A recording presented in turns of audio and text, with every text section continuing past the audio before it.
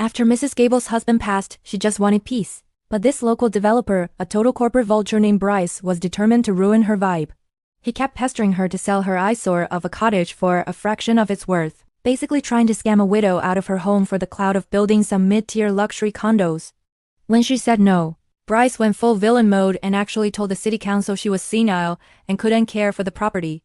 He thought he was the main character who could bully an old lady, but Mrs. Gable was low-key a tactical genius.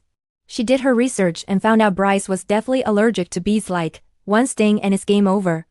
Instead of a screaming match, Mrs. Gable stayed unbothered and played the long game. She spent a month turning her yard into a bee-friendly paradise, planting thousands of wildflowers right along the property line where Bryce liked to stand and glare. By the time Bryce showed up with his team for a mandatory inspection to prove the house was falling apart, the yard was a literal sanctuary for thousands of bees. It was a buzzing fortress. Bryce couldn't even get within 50 feet of the porch without his eyes watering and his throat closing up. He was out there sneezing, wheezing, and literally running for his life in front of his investors. He looked absolutely pressed. Mrs. Gable just stood on her porch, sipping tea and looking snatched in her gardening hat. She went back to the city council and told them, "I'm not senile.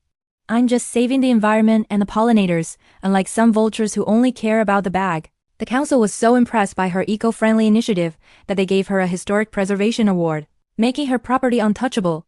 Bryce's development plans were officially cooked, and Mrs. Gable secured her home for good.